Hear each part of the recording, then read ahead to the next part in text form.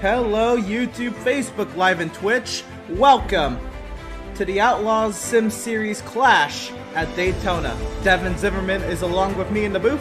I'm Emerson Arn, and we join you tonight from the virtual Daytona Beach, Florida. The World Center of Racing, they call it.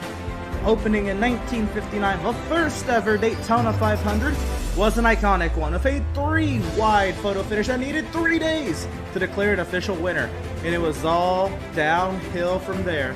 The track became the World Center of Racing when it expanded to host a large variety of series, including sports cars, rallycross, motocross, and every national NASCAR series. And instead of the 3.57 mile road course, or the 2.95 mile motorcycle course, or the 0.86 or the 0.71 mile rallycross course, tonight we are on the high banks of the 2.5 mile trial. So Devin, give us some insight on what type of racing we will be seeing tonight for the 40 lap clash.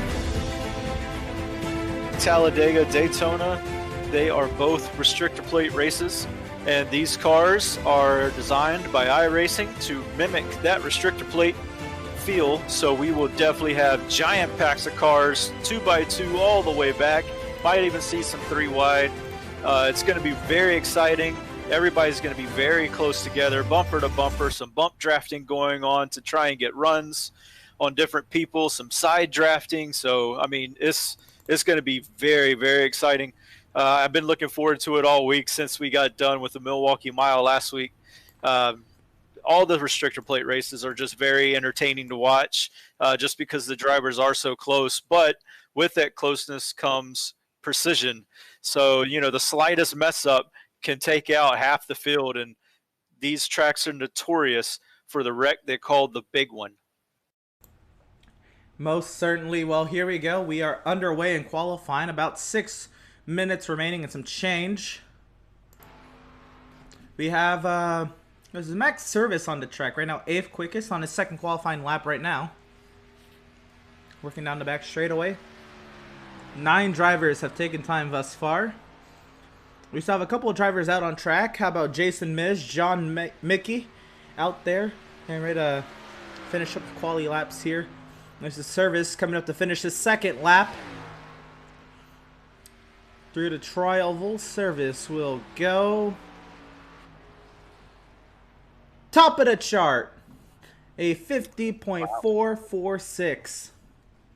That's only 2/100ths of a second off of Andrew St. Coeur, who right now is, yeah, just, then John Mickey.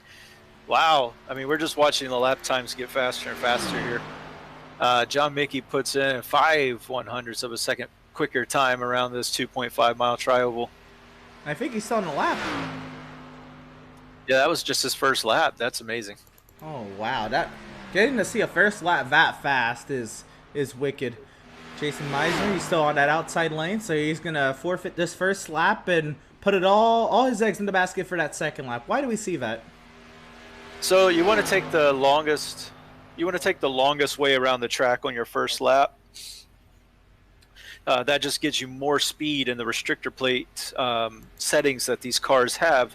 You want to generate as much speed as you can because you don't want to scrub any of that speed when you're coming off a turn and like chopping the turn. And what that means is you're coming off the turn, turning the wheel a little bit harder, so you either stay off the wall or stay right on the yellow line on the inside.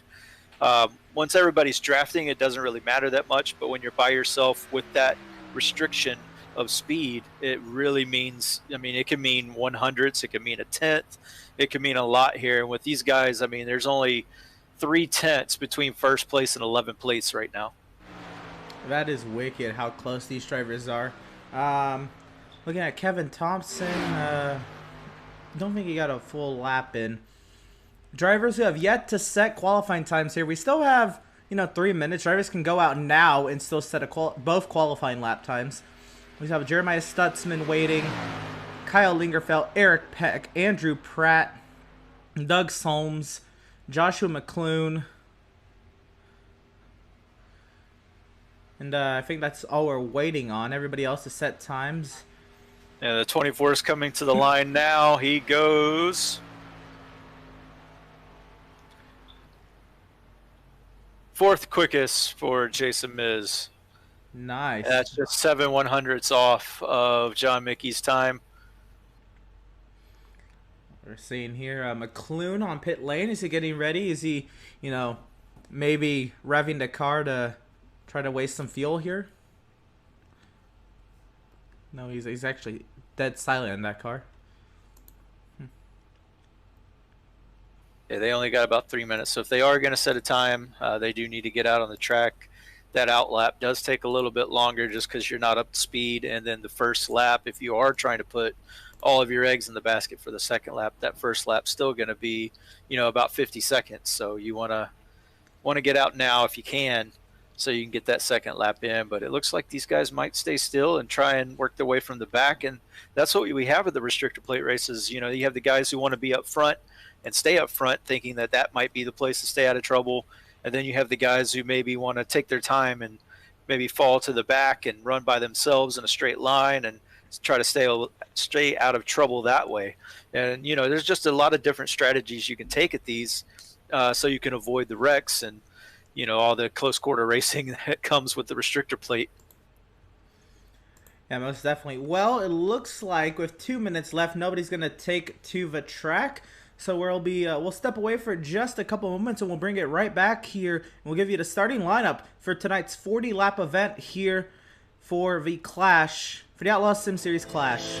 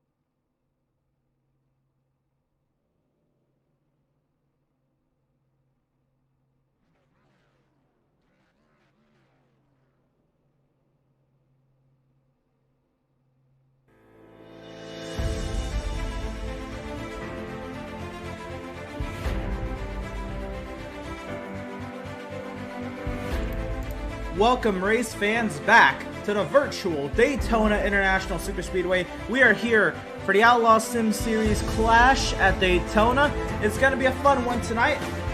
Again, Devin Zimmerman up here with me in the booth, and 40 laps underway. But we have some important business to take care of. With the driver who set the fastest time in the qualifying session, Devin, what you got for us? Yeah, so we got the Pratt Tile and Stone Pole Award, and that will go to John Mickey in the 51 car. He has set the fastest time with a blistering 50.393 seconds around this 2.5-mile tri-oval. He is the winner of this Pratt Tile and Stone Award tonight.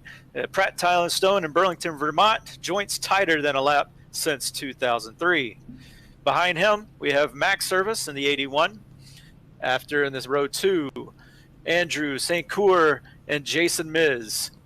Row 3, Seth Berger, Joseph Cossey. And row 4, Tyler Markle and James Gilliard. One second here. All right.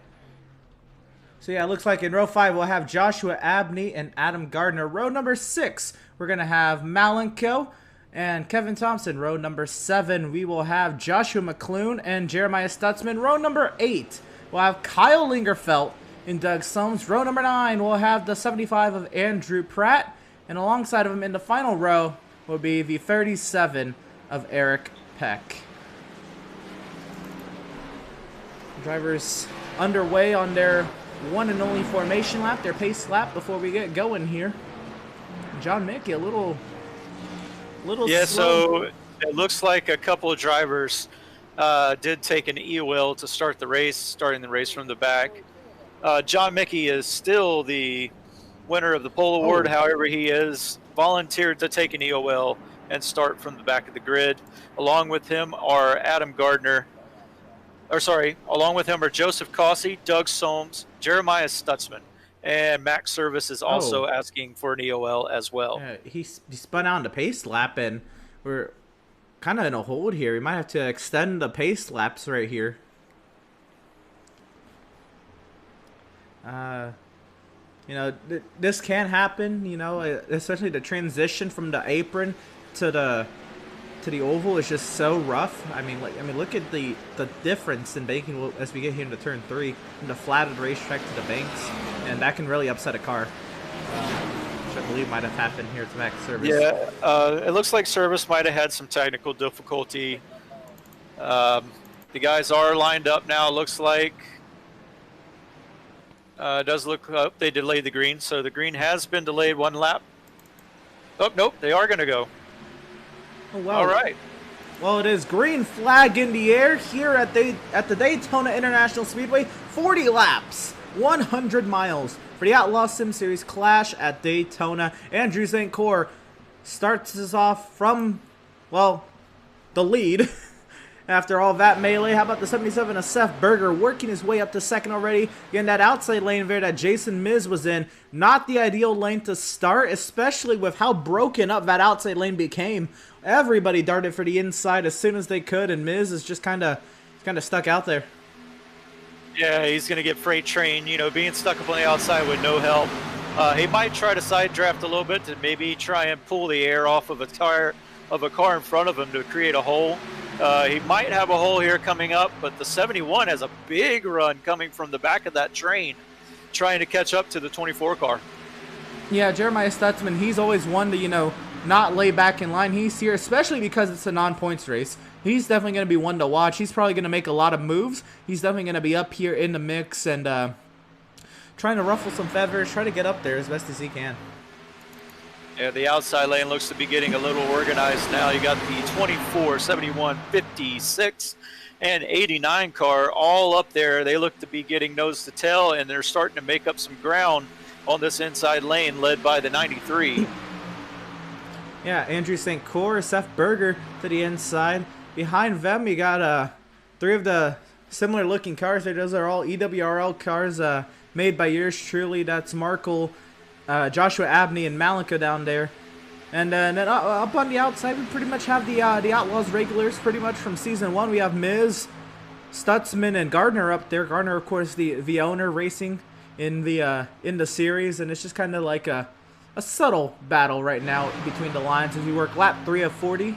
Now out the 89 to Kevin Thompson. He was slowest in qualifying, already working his way up front. Oh, the 42 of Markle looks like he's going to drop out of line and just fall back. He doesn't want to get involved in maybe a wreck here early.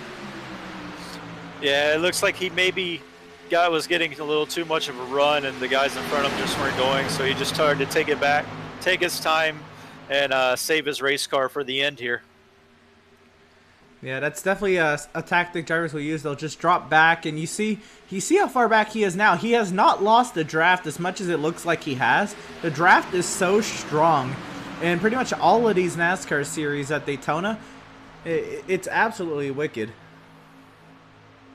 Yeah, it looks like the second pack that's being led by the 18 car of, I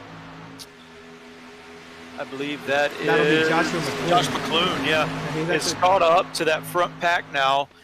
He's brought along with him the 65 of Kyle Lingerfelt and the 75 of Andrew Pratt. who is the running the namesake and is the namesake of our pole award.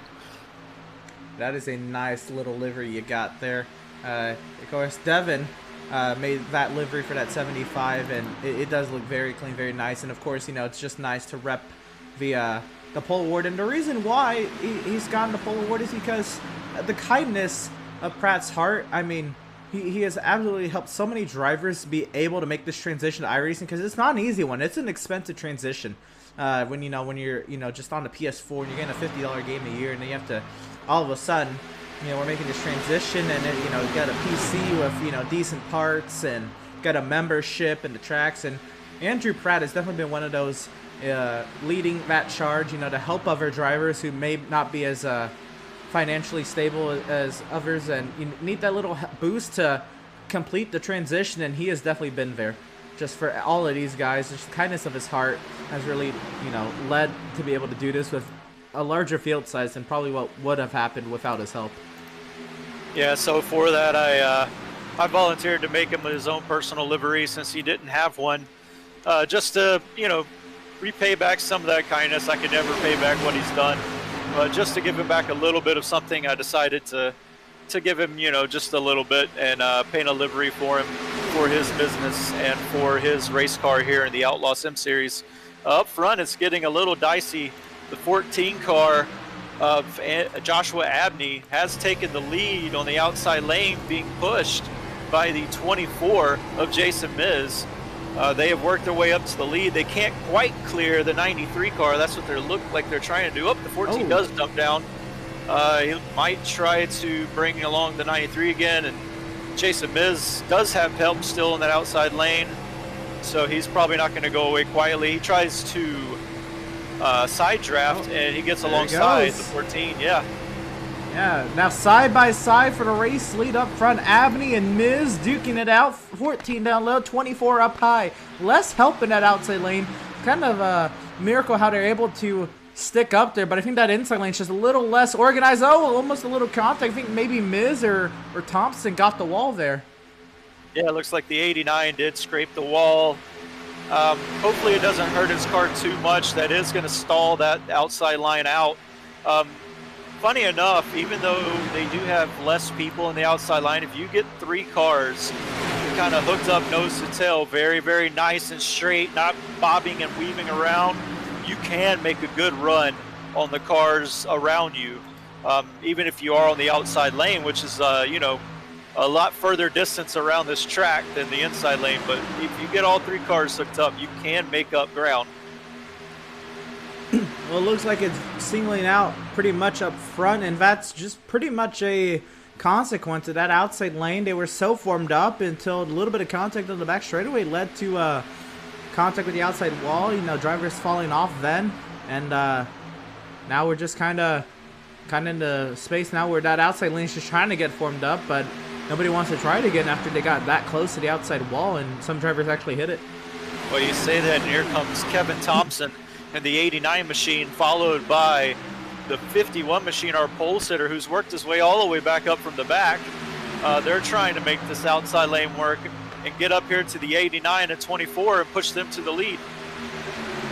Right, now the 9 is up there as well. How about is that Joseph Cossey in the 9 actually? Yeah, he normally runs the 88. We have tried something different with hiding the iRacing stamped car numbers. So if it's weird to see Joseph Cossey in the 9, he was the 88 last week. He's the 9 this week. So yeah, it's that he is up there along with the 51 and the 56 of Andrew Gardner, who had fell back a little bit but has made his way back to the front.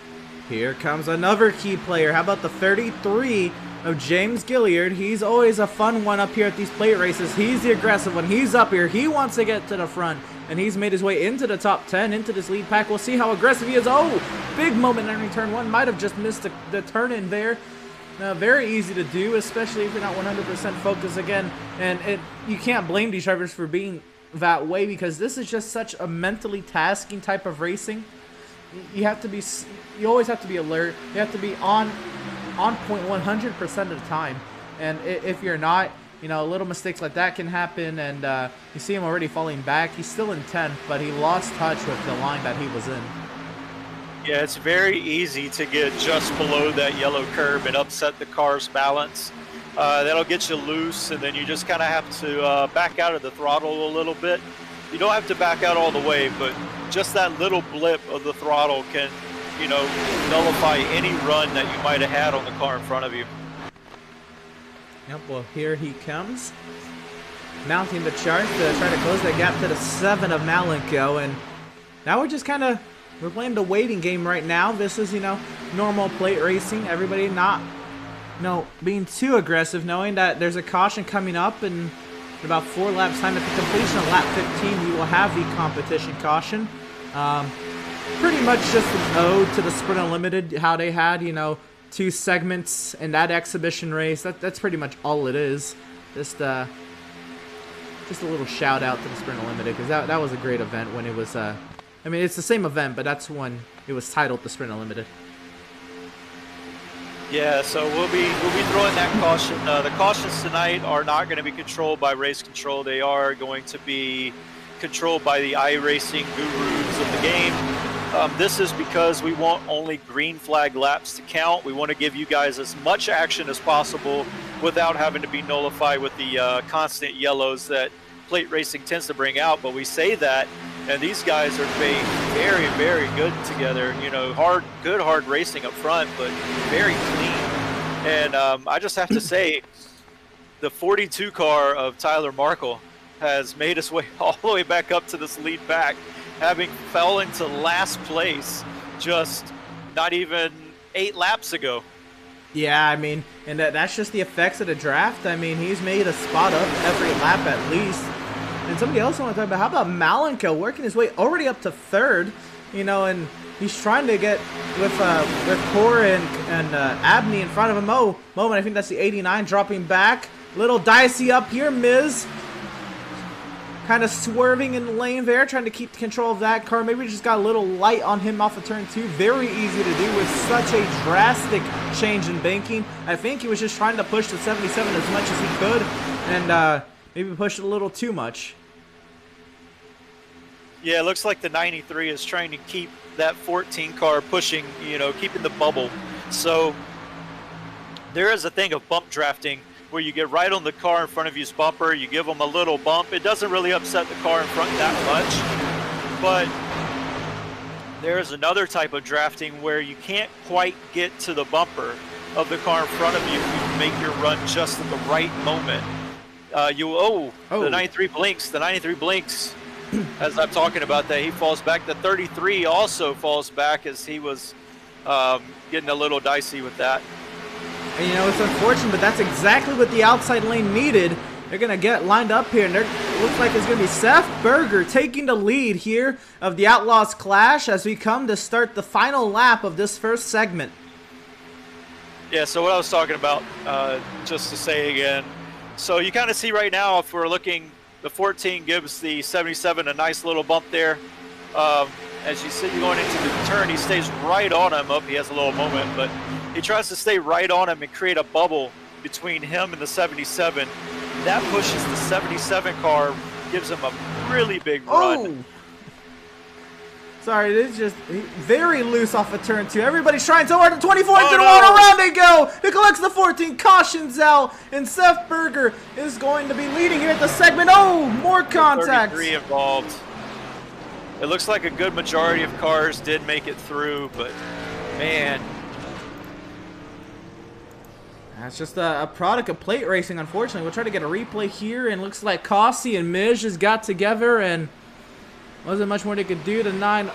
And the 33 just absolutely found the fuel cell of the 88. Very appetizing with that one.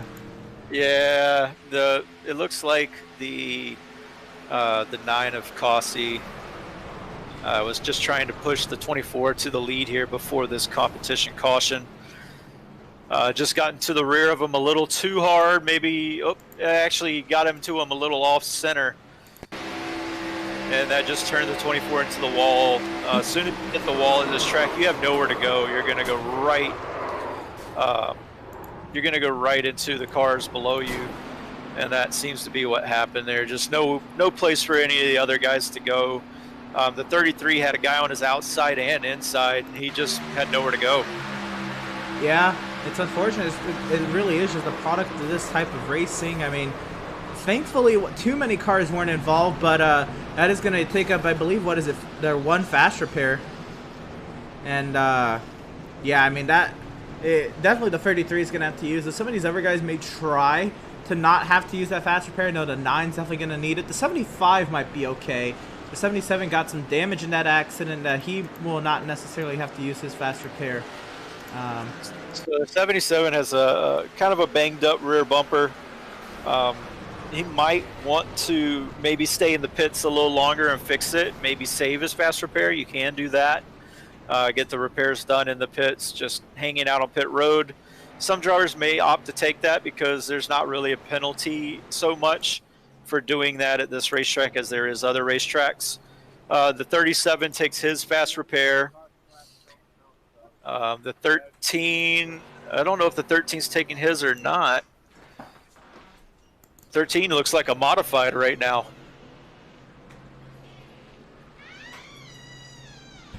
Yeah, something's amiss with the 33. Very slow on the racetrack.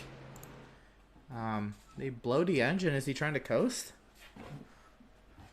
I believe so. It does look like the 33 has blown the engine, trying to coast to his pit stop. He's trying to avoid towing because for the towing of this track, it is about a 2-minute tow, and that could put you about 2 laps down, even under caution. We'll see if the 33 can make it to his pit stop. Yeah, the pit box not too far away, but only going about 23 kilometers. That's the unit my timing and scoring uses. Trying to make it there. Yeah, it's about 11 miles an hour for those using the empirical standard. He's close. He can't make it. He just stopped and towed. Unfortunate. But not a long tow at that rate. Yeah, that one would probably only be about a minute, but he is going to go a lap down. Hopefully he won't go 2 laps down. But yeah, very unfortunate, especially for, a good plate racer that you were describing earlier. We are 1 to green. Yeah, they might extend this one. Especially because they're not doubling up. It looks like Joseph Cossey has taken his fast repair. It might be 2 to green. My screen might just be wrong, so disregard that if it is 2 to go there. Mine says 1 to green as well, and timing's a little messed up right now. Everybody. Oh, it does look like they're starting to get double file here as they come off turn 2. I'm gonna go ahead and refresh my scoring because something's amiss. The 7 car also used his only fast repair. The 14 of Abney is no longer here. Did he drop? It does look like he has disconnected. Maybe an issue that yeah, maybe we're gonna extend the yellow here. Yeah, maybe an issue that was more than just trying to repair the car. Not really sure what happened there, but sad to see him go. He was having a really good run. Again, that's restrictor plate racing. You can't really, you can't really predict when these cautions are going to happen or if you're going to be involved. It's kind of the flip of the coin at these restrictor plate races.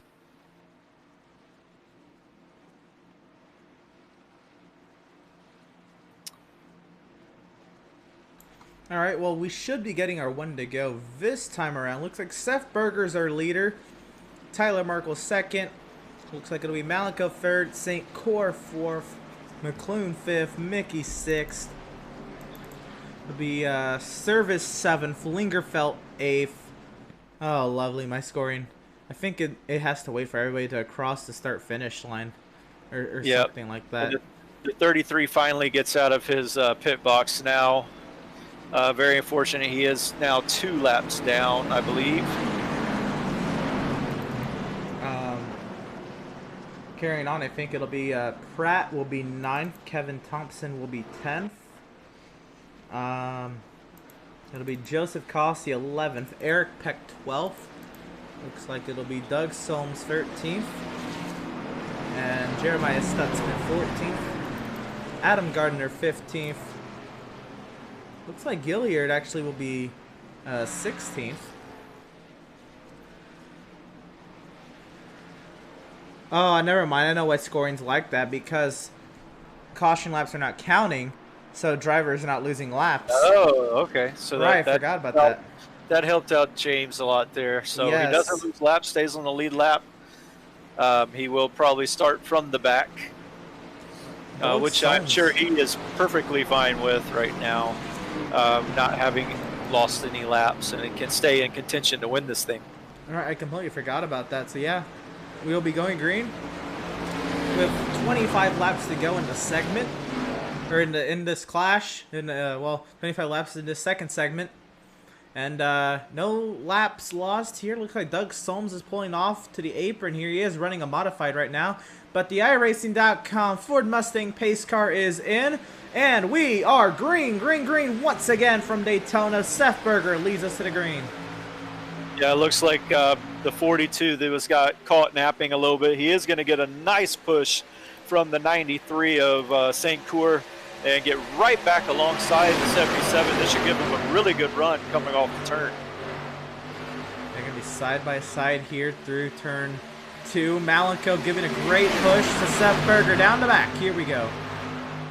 Yeah, the 42 to the lead. Let's see if the 93 clears them, and they drop down low. It looks like they both are. Oh, the 42 gets caught out by the 93. Yeah, I don't know Marco necessarily intended that. Well, obviously, because he'll be dropping back here. But I believe he was hoping that they were just going to be running the outside, or maybe he just didn't know he was clear.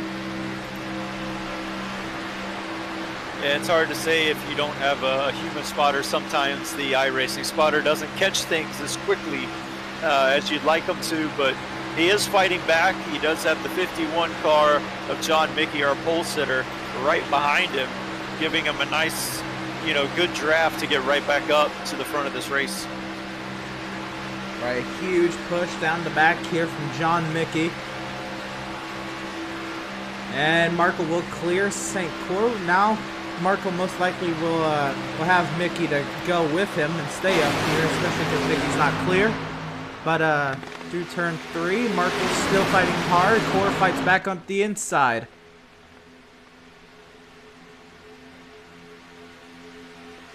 Double wide all the way back, well, to 7th position. Kevin Thompson loses a little bit of touch to the 51 of Mickey. Everybody just kind of feeling it out here, There was a crash there. Would have been the second caution, but nonetheless. Yeah, unfortunately, the 13 having pitted too late and uses fast repair, he will possibly go a lap down right now. This big gaggle of cars up front will be catching him very fast. He is only maybe a couple seconds in front of the leaders, and they are all 2 by 2 by 2, all the way back to 11th, it looks like. Yeah, this is going to be interesting. We're right on board from the gearbox. I'm sorry, the back bumper of the 13. It's not the gearbox. Gearbox is internal. But anyway, you can see in double Y. We'll see what he does here. Looks like hopefully they can catch him on the back straightaway, and it's not too much of a hassle. Yeah, it looks like the 42 of Marco got a great push from John Mickey and was able to get down in front of the 93. That kind of eliminates any threats possibly from him. Oh boy. Oh boy, here we go. The 13 stays high. Everybody looks to get by him pretty nicely here. Man, look at that. The 75. Oh, in the wall. Back in the wall. And the 24's clipped as well. Back in the wall with the 13. Back in the wall with the 13. Back in the wall. Back in the wall. Back in the wall. Oh, no. That was unfortunate. They just caught him at the wrong time. Yeah, with all the draft and the air that's around these cars, it can offset the balance when a car's on your outside and your inside at the same time if you're not ready for it. So that might have been what happened with the 75. Just kind of got sucked up into the 13. Yeah, obviously that was not the intent whatsoever. Really just innocent bystander. The 13 was, he was letting the field body to his inside up on that outside lane. I mean, if he could have gone down to the apron, that probably would have been better. But he had no idea when they were going to catch him. He was just, doing his best. Yeah, and I'm sure he relayed to the rest of the drivers what he was going to do. They can talk to each other over the iRacing chat. So I'm sure he relayed what he was going to do to these guys. Like I said, that when the air gets taken off of the car coming on the outside, if you're in that middle lane, if you're not ready for that air to be taken off your rear spoiler, it will upset the car, get it loose, and it just sucks you into whatever car's on the outside of you. You can see them, how much the air is affecting these cars down the straightaway, all the swerving down the straightaway. Yeah, that's just, iRacing does a really good job with that, just simulating how the air would be affecting these cars in real life. Dale Earnhardt. Somebody in the wall. I think that's the 89. Berger comes up to clear Markle. Malico now moves to second on the inside lane. St. Cor holds on to the lead. Cor gets a bump under the yellow line, goes to 93. He holds on to it. Malico follows in to keep him in line. Now it's Berger and Cor. Whoa, to 56, all out of shape. Big moment entering turn 1. Everybody just trying to keep their cars under control as we pass halfway last time around.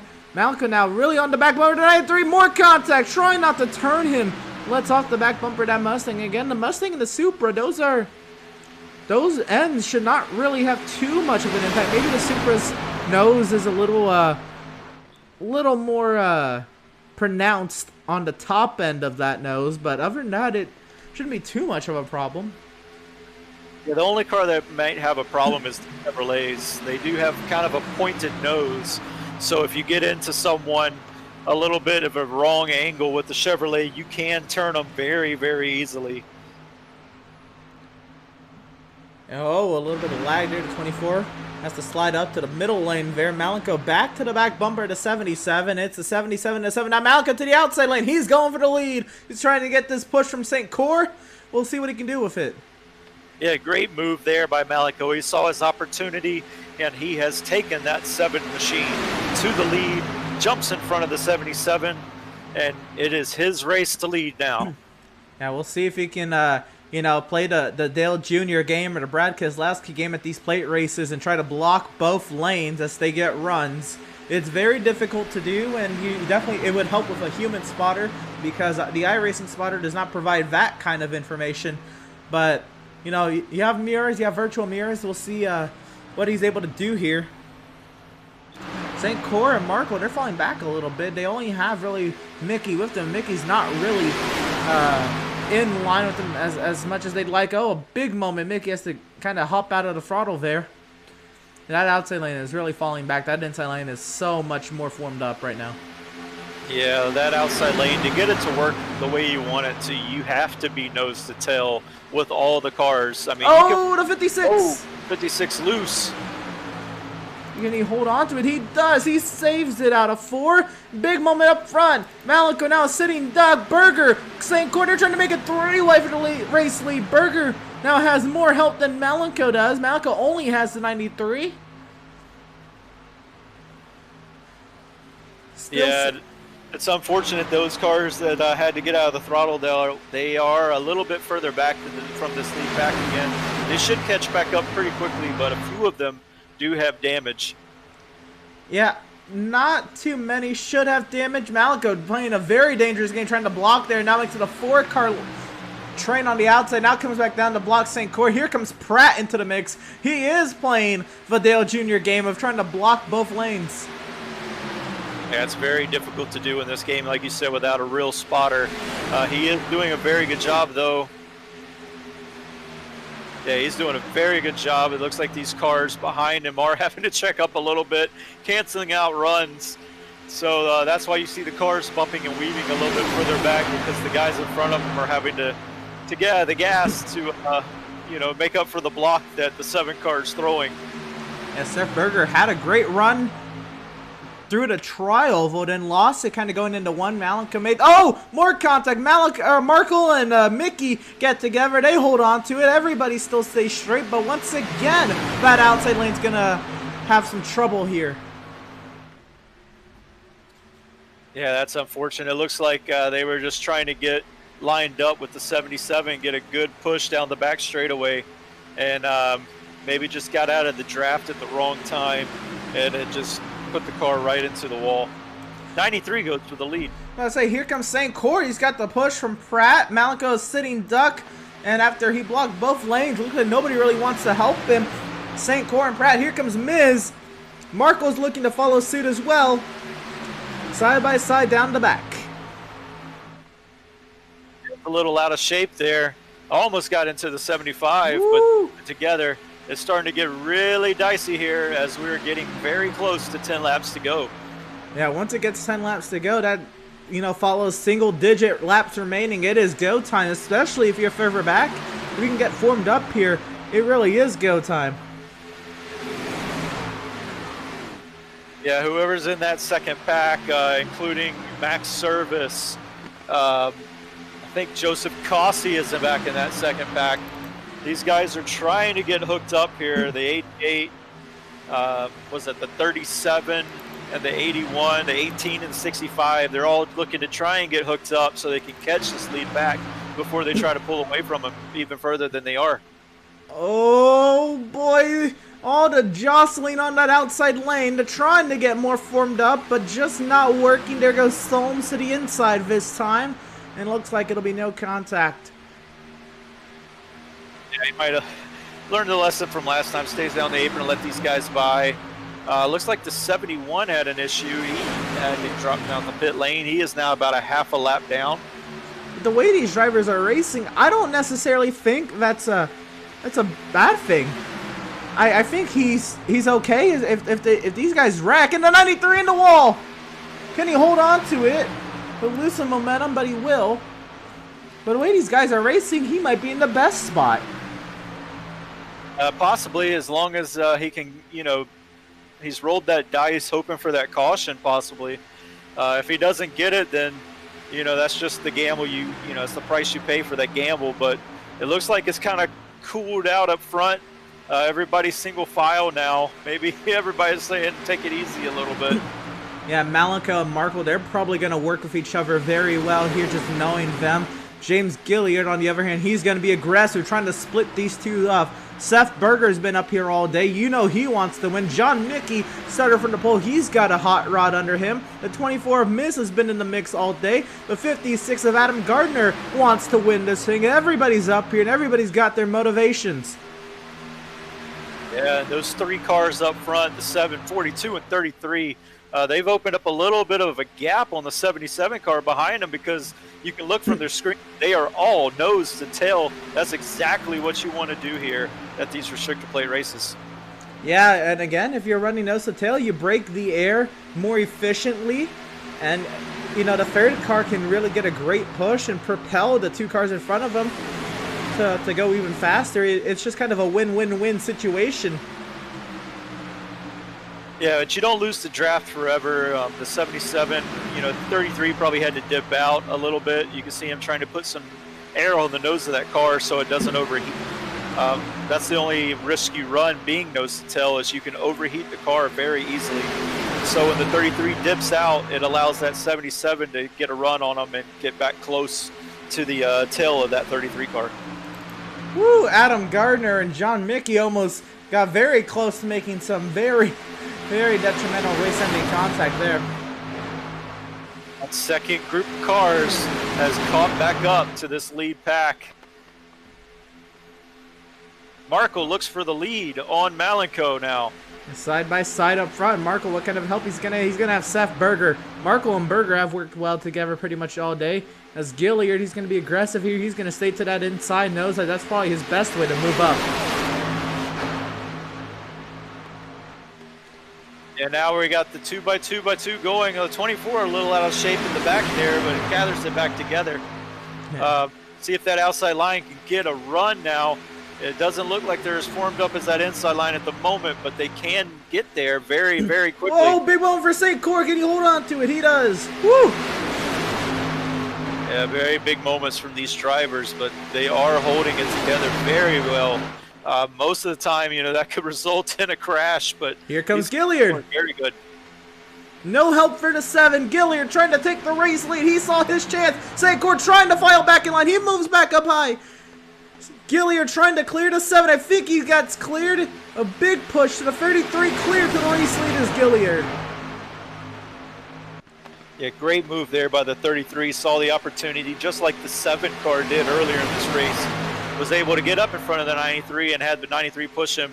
And then you see what happens when that lead pulls out on that outside lane. It just stalls out that outside lane for a little bit. It should gather it back now with the 89 hopping up. Kevin Thompson out of nowhere. He's trying to contend for the race lead. We're coming around to 7 laps to go. Now Malico trying to reverse. Gilliard to the outside. To the inside goes the 7.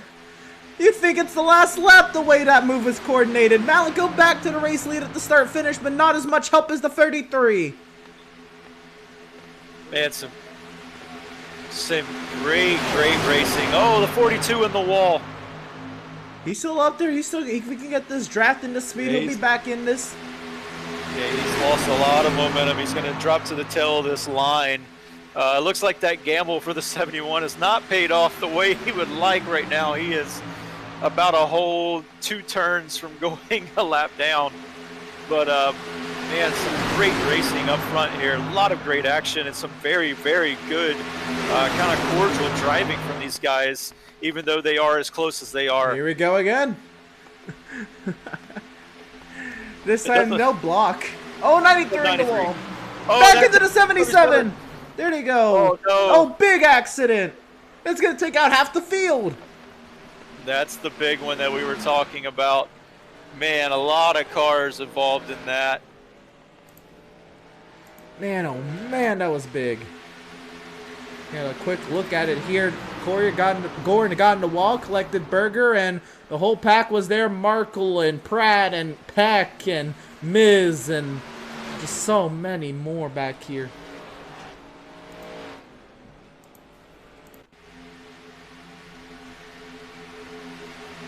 Big moment, yeah.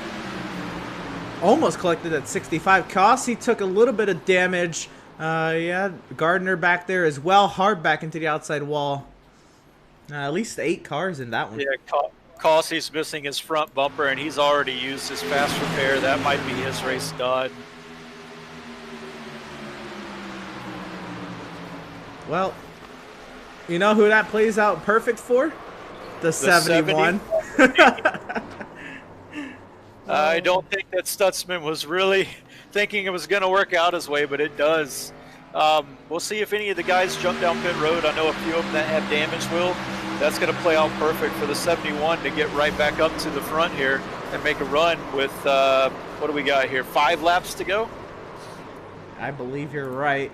And wow, just taking more looks at the accident, it's just wicked. But a lot of these guys were not in the first accident. A lot of these guys do have those fast repairs and will gladly use them. And again, caution laps will not count. So we will still have 5 laps to go when we go green. Yeah, I believe the 42 of Tyler Markle, he does have a fast repair left. I know Joseph Kossi used his on the first run, I'm pretty sure. So he does not have his left. I'm going to watch him as he comes in just to make sure. But our dominant winner from the last 2 races in very big trouble here at Daytona. Right, and again, it's a non-point race, but definitely not going to be the way you want to start out the season with a DNF or a poor finish. But here we go. Pretty sure he'll still have some momentum going in. Again, these plate races are kind of a crapshoot. You need to be lucky as well as good. Maybe just luck wasn't on his side tonight because we know that he is a great driver. Pit lane is open. Here we go. Malico and Gilliard. Oh, and Malico slides to the box. That's going to kill it for him, I think. Same thing with the 89 of Thompson. Has to slide back even. Oh, my gosh. He has to slide back so much. It looks like he's too close to the pit wall. And he slides through again. Oh, no. He's trying, so at that point, I think it's just time to hit the gas and go. It looks like we did have a couple guys stay on track. The 18 of Josh McClune and the 65 of Kyle Lingerfelt have stayed on the track behind the pace car. It looks like they'll be our leaders coming back to green. Yeah, looks like Malika had to make an audible on that pit stop, maybe taking 2 tires only and trying to get out there so he doesn't lose too much track position. But wow, that frustrating, man. Yeah, there's nothing more frustrating than missing your pit box. I've done it quite a few times myself. It can kill your race if it's at the wrong moment. Luckily, with these caution laps not counting, and it looks like some other guys behind him had trouble as well, it won't hurt him too bad. He's going to restart 4th here. Well, I think I regret to inform, unless they're saving some, but Miz, Kossi, Markle, Peck, Solms, everybody in here in the pit lane for a bit. A few of them might be trying to do the repairs that iRacing gives you rather than try and take that fast repair. It's banking on there being another caution. I'm pretty sure that Kossi used his on that first caution, so he does not have his fast repair. It does look like Tyler Markle is going to go, or is going to use all the time. Again, you don't lose laps, so you can take as much time as you want. Yep, everybody, knows that, and I believe, what is this, the one to green here? Yes, it is. Let's see if we can get a quick question in with Malenko. Everybody laying back big time off the pace car, but we're gonna bring Malenko in here and see what kind of a question we can get her answer. Hey, Malenko. Oh, go for it. Hey, Malenko, this is Devin in the booth, man. You got a copy? Yep. Hey, man, some great racing by you and the 33 there, James Gilliard. What do you say about that close quarter race between you and him? I don't know, like, you guys probably got a better view of it, but I felt I was inches from wrecking him. But I dove below him there off of 4. Yeah, it looked like good hard racing from the views that we got here. But yeah, man, some jostling there, some great blocking by yourself. You're restarting 4th coming to the green here. What do you got for these guys? Oh, no, we're in the preferred lane for passing the outside, but not really the preferred lane for restarting, so we'll see what we got. We got Addy in front. Should be fine, I guess. No, I haven't seen the 18 up here yet, so I don't know how much of a good lead car he's going to be, so we'll see. Yeah, the 65 car in front of you there, he does have a little bit of damage on that rear end. Will that play any part of hindering you guys from getting to the front? As long as I can nail him right in the ass, it doesn't matter to me. All right, sounds great. Thanks for joining us. Hope you can bring it home. Thank you. All right, and that's Malenko, keeping it real, no filter. At the same time, that's exactly what we expect out of him, just knowing who he is. So, I mean, nonetheless, great interview. Yeah. You heard it. I mean, the 65 does have some, it looks like some big damage on the rear of that car. I don't know how good of a bump draft he can give him, but like you said, if he hits him square, he might be all right. Yeah, it looks like that the damage he got is actually somebody maybe hitting him a little too hard from bump drafting. It may be perfect for, a front bumper indent. Yeah, that's true. I think that happened on when some of the guys got out of shape, scraping the walls earlier. So maybe they, somebody got into them when they were checking up. But yeah, hopefully Malenko can give him right in the center there and not turn him from the front here. Yep. Well, we are double wide and ready to go back to racing again. We will have 5 laps to go when we go green. It's going to be the 18 of Joshua McClune, the 65 of Kyle Lingerfelt, and the 33 of James Gilliard, the 7 of Malenko, the 89 of Kevin Thompson, the 81 of Max Service, the 56 of Adam Gardner, the 51 of John Mickey, 75 of Andrew Pratt, the 93 of St. Cor, the 77 Seth Berger will round out the top 10. As the iRacing.com Ford Mustang pulls off to the pit lane, we are green flag once again here at Daytona. 5 laps to go. The outside lane. Great start by Malenko in that outside lane with the 65. Let's see if he does give him a push and what it does. Oh, a little loose there. Yeah, but he's trying. He knows he has to, especially because that inside lane did not get so formed up. Malenko right on the 65's back bumper. It's go time now. About 4 laps to go. If you're going to make some moves, now's the time to do it. Yeah, I mean, everybody's forming up good on the outside and on the inside. Gilliard's going to have Kevin Thompson to his back bumper here. Gilliard slides up. Lingerfeld has to slide up to check up. Service gives him plenty of room, but it's not going to help them out in their case to try to win. Coming around to 4 laps to go. We're going to have 10 miles left to decide it here for the Outlaws Sim Series Clash at Daytona. Yeah, I wonder if the 7 is getting a little annoyed with the 65.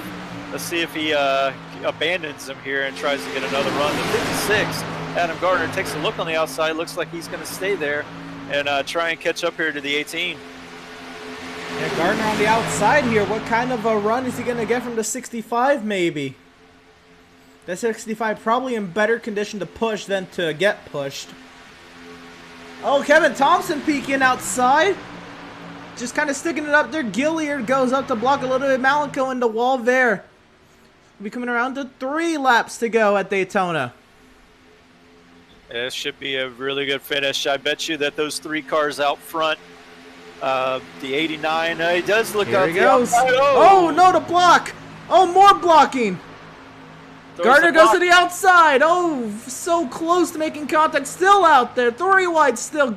Pratt to the inside. Oh, more contact behind. Trying not to wreck one another. 3 by 3 behind the top 3. Yeah, the 75, he was involved in that earlier incident, used the faster pair. Now he's back up in 3rd.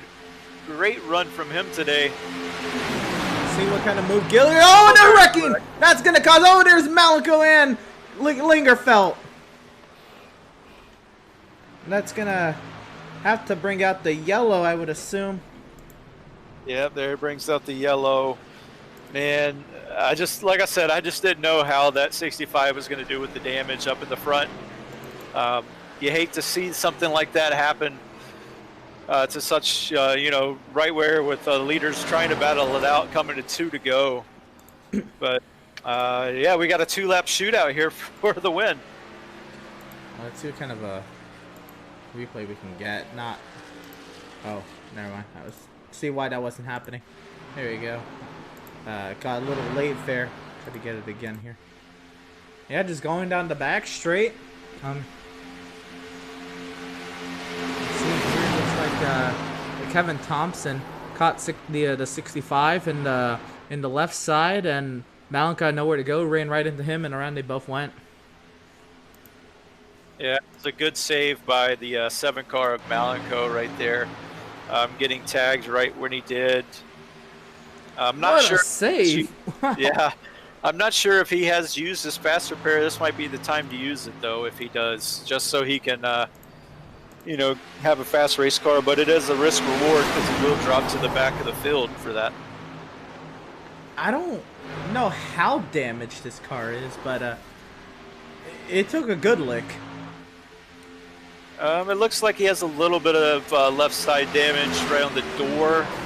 Also, the rear right side bumper is pushed in just a tad. That shouldn't hurt him as much in drafting as, say, like the whole bumper pushed in like 65. But that door will definitely affect some of his aero, his aerodynamics as far as drafting and all that getting to the front. Wow, I didn't even notice the save until you said anything, man. That is a wicked save at that speed as well. Yeah, they're wide open right there. The 7's probably trying to stay wide open to maybe miss the impending doom that was headed his way. But yeah, great save even though he got hit in the door. Let's see if he dives into pit road here. Or sorry, oh man.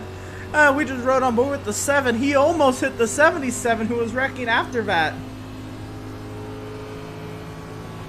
Oh yeah, I see that now, man. Yeah, great save there by the 7 car. And I will say this: who's moved back up into 12th, who was on threat of going a lap down, the 71 of Jeremiah Stutzman. He's back up here with a chance to win this thing. I mean, we've seen, was it Dell Sr. come from 16th or 17th in 3 laps to win a race at Talladega. Daytona runs kind of the same way. So maybe 12th isn't out of the realm of possibility to get a win here. Right, let's see what we can pull up here. How about we bring up the 75 of Pratt into the booth and see what kind of a question we can get. Having a little hard time pulling him in. There we go. Oh no, I didn't. Oh. Having a little moment here. I don't know if It's you all can. right. Oh, had it.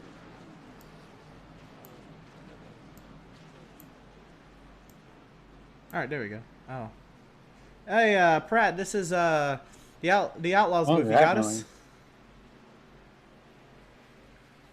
Pratt, you got a copy?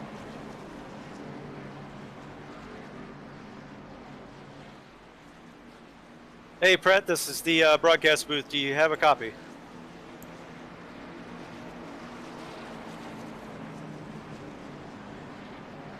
I'm gonna take that as a no. I'll put him back up then. I guess we just had some radio Yeah. communication issues with him. Does look like they are about to go green.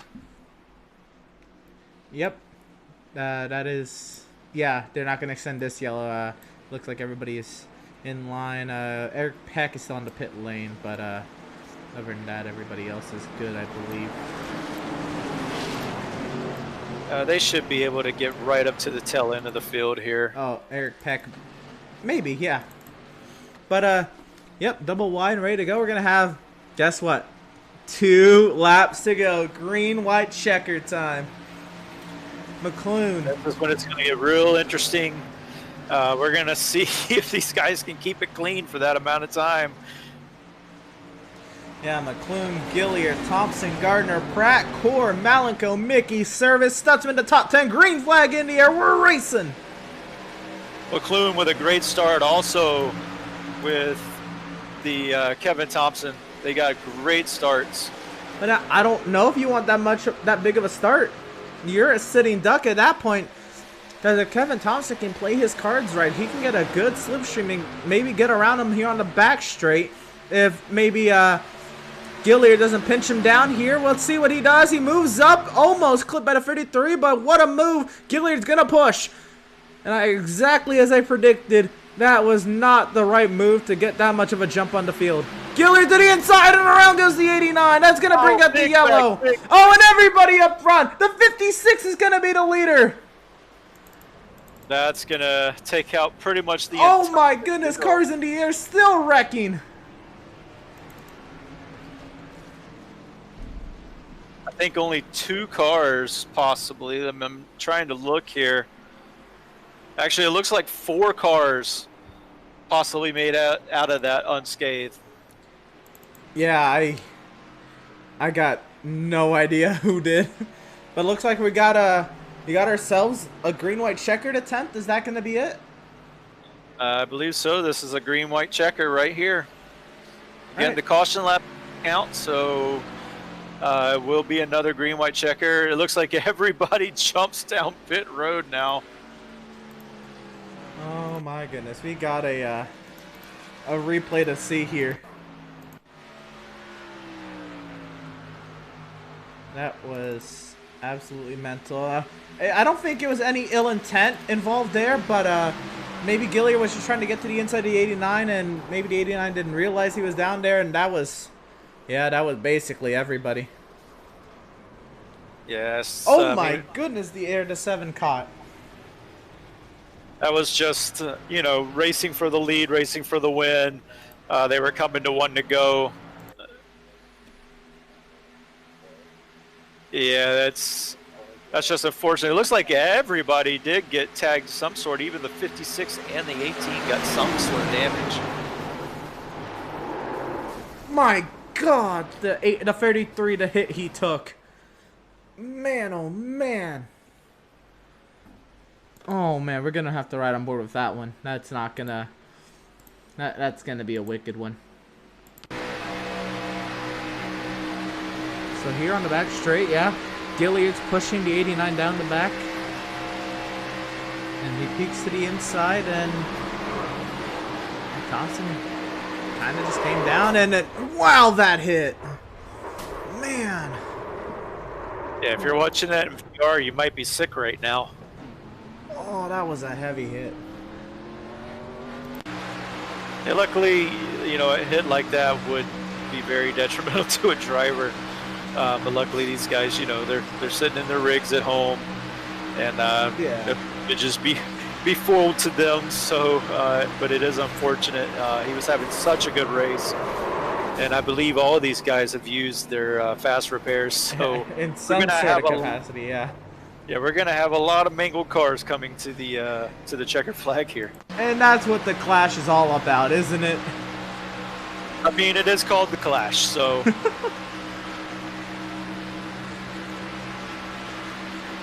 Yeah, I'm just riding on board with a couple of drivers. It does look like the 18 does have damage. The 77 to Berger doesn't look too bad. The 88 to Cossi, he's still pretty damaged. Oh my goodness. The 7 of Malika almost made it through that crash, and the 33 just was sliding down the track.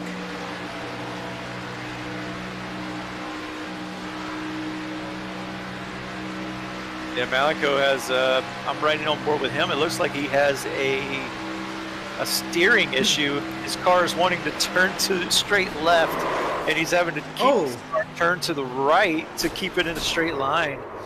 So definitely the front, was it toe of that car is knocked out completely. Behind the initial accident, the 65 of Lingerfeld made contact with the 24 that sent the 24 head on into the outside wall, possibly just the, misjudgment when it came to, braking to avoid the accident.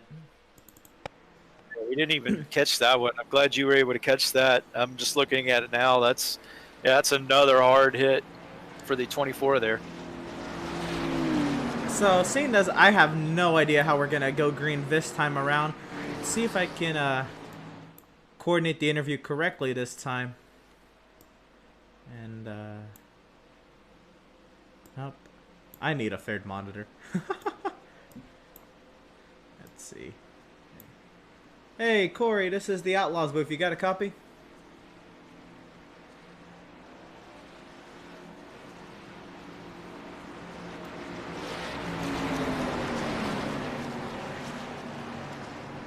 Hey, Corey, you have a copy?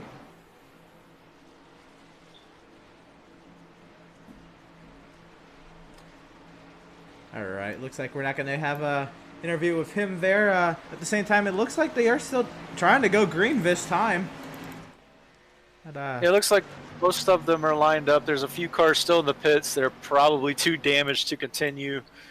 The 71 doesn't have any damage. The 18's very little damage. The 77 doesn't have any damage. The 56 and the 89 also look pretty good as well. Damage to the 9 of Cossi. Yeah, Cossi's going to move out of the way, let these guys battle it for the win. It looks like possibly a 5-car shootout for the win. Let's see if anybody behind them has anything, though. Yeah, right now it looks like Stutzman, Berger, McClune, Gardner, and Thompson are really going to be the only 5 drivers able to contend here. 5-car breakaway at the front of the field. Does look like the 81 of Max Service is trying to get in on this, but he is just a little too far back. Yeah, and it may be too little too late. These drivers, they've seen what happened. They're probably going to run this one clean, at least to the white. Oh, as I say that, a little bit of contact. Everybody keeps it straight. We'll be coming around to the white flag here. Stutzman and McClune duking it out on the final lap of the Outlaws Clash. This is going to be a great finish between these 5 cars. Let's see what they have. The 77 has no rear end, but he's able to keep right up there with these guys. All right, a little bit of a slide up, kind of a half block. Stutzman and Berger on the inside. It's going to be McClune and Gardner. Gardner trying to peek to the inside. McClune clear to the race lead. Now Gardner has the push from Thompson. Here we go. This is going to be a drag race. Thompson losing touch. It looks like it's just going to be between McClune and Stutzman to the start-finish line here out of turn 4. Stutzman up high. McClune down low. Side by side to the line. The side drive. They touch. Trying to get to the line. It's going to be McClune over Stutzman. What a great finish there. Wow, wow, wow. And, you know, there was a little rubbing, there was a little contact, but that's about as clean as you get having to battle side by side to the start-finish line. One more look at that finish.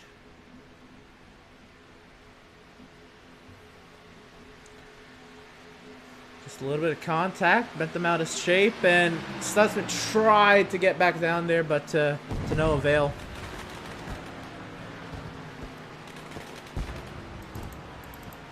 And looks like we'll get some interviews here from the top 3. We'll see McClune get some burnouts in. And yet another plate race win for McClune. McClune won the one of the Talladega races that we did earlier in the preseason. It was McClune and Stutzman. Actually, those 2 drivers winning both of the Talladega races, 1-1. So now the score is 2-1 on super speedways for McClune versus Stutzman. Yeah, there's the 18 car burning it down. Good win for him here at the Clash. That should definitely give him some momentum going into our first actual points race of the season. Yeah, just burning them down. All right, we're going to see if we can talk to third place driver of the number 77, Seth Berger. I'm going to bring him in here. Happened again in the second half. Hey, Seth, you got a copy? Yeah, I do. All right, well, welcome to the booth. I guess you were in the middle of a conversation there, so apologies there. No, But all good. third place finish here in the Clash. How'd you get it done? A good qualifying position was obviously very key. Once I was up front, I was able to stay up front for a while. Once I dropped back, I got up front once again, but then I got put 3 wide, got into a wreck there. Then I got into the later wrecks, but luckily that last wreck I was able to avoid it all and had a shot at the win at the end. Really wish I went to the high side. Think I could have got it, but I'm still very happy with a 3rd place finish. All right, so granted, next week isn't Daytona. It's actually the opposite. It's the Auto Club road course for really any momentum from you did a few. Well, I think your only preseason races was Milwaukee and Daytona. How you feeling about the season coming up? I think I could get a solid run in this season. I don't expect anything too crazy being my first time on iRacing this season, but I definitely expect to have strong finishes. Just got to figure out the long run.